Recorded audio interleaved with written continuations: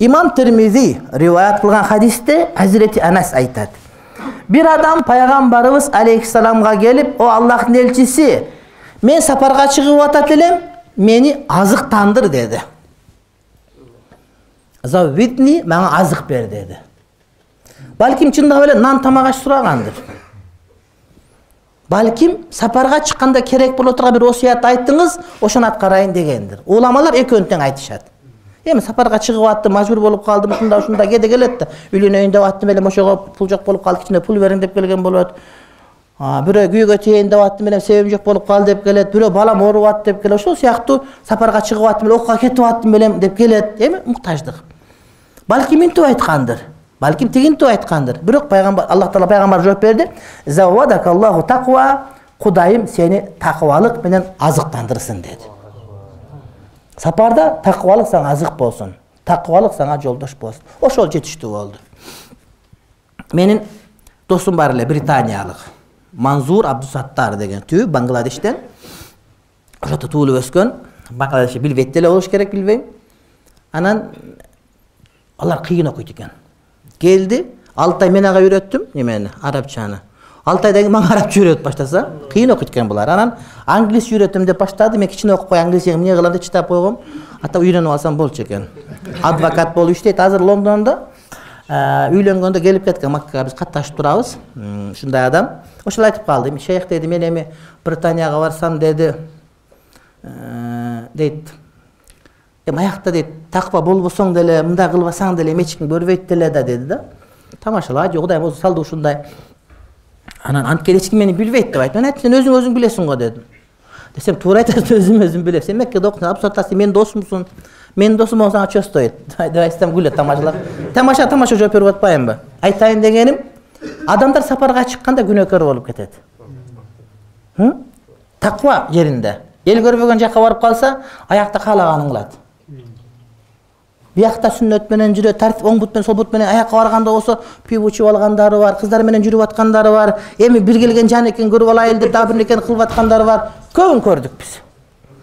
Но Истанбулга чыкканда эле бөлөкчө болуп кетишет. Европада таптакыр жылаңач болуп алышат. Биякта үлгүлүү кайра эле. Арабтарды көп көрөбүз. Самолетко чыкканда бардыгы паранжы, Истанбулга түшкөндө жарымынын башы жылаң баш. Араб десек, ал бизде деле бар экен ушундай.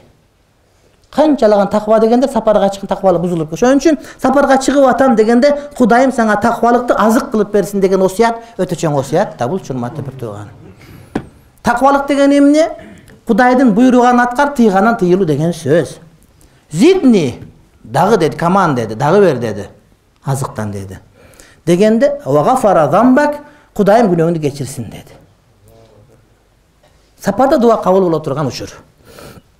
Кала зидни би аби анта умми, атам сенден айлансın, enем сенден айлансın, дагы айтыңыз деди. Кет ушинтип булар кежелерин сахабалардагы кайра-кайра сурай берет эле. Пайгамбар айтты: "Ва яссара лакал хайра хайсума кунта", кайсыл жерде болбогунуң, Кудайым сага жакшылыкты жеңил кылсын деди. Ниетиң ишке ашсын, бардык жерде намаз окуган, орозо кармаган сага мүмкүнчүлүк болсун, ибадатың бекем болсун, айтор, кай жерде болбо сага жакшылык жакшы болсун деди. Жакшылык урматтуу бир тууганым, аман эсен барып кайра кайтып келип калуу менен болбойт. Бүгүн мастураттарга болгон баянда ушундай бир текстер келет да. Кошунан акысы дейт, сен кошунага зыян бербеши эмес дейт. Сен кошунан акысы, кошуна сага зыян келтирсе, ошого чыдап сабыр кылыш дагы дейт. Ал дагы эмес дейт. Сен кошунага жакшылык кылып, кошуна сага жамандык кылса, ага жакшы мамиле менен жооп бериш дагы кошунан акысы деп айтып атат да. Таң калдым мен. Анын сыңарындай, сага ар жерде жакшылык дегени барган жериңде өзүңүн мусулманча жытыңы чачып отур деген сөз. Жүрүш турушуң менен, адеп ахлагың менен, сүйлөгөн сөзүң менен башкаларды өзүңүн диниңе чакырып даават кылып отур деген сөз. Ошол жакшылык.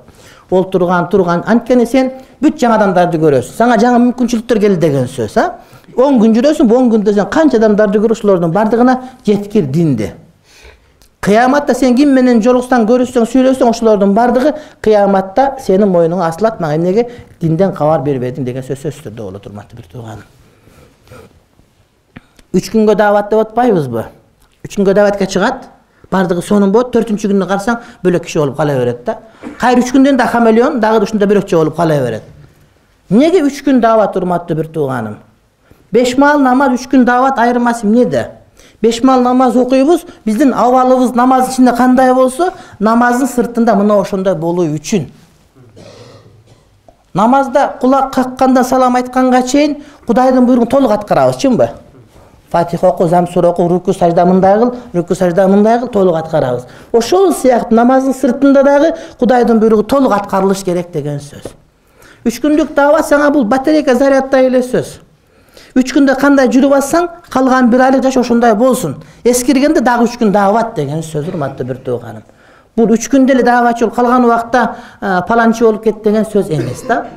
Сапарга чыкканыңда дагы сеники дават болуш керек деген маани. Пакистанда жүрүп атсак, Райвандда эмеде ана Лахордо. Анан 3 күнгө деп жазылбаса бирөө мен өмүр бою дейт. Ар жылы 1 жылга дейт. Мен айттым, адашып айтып алдыбы.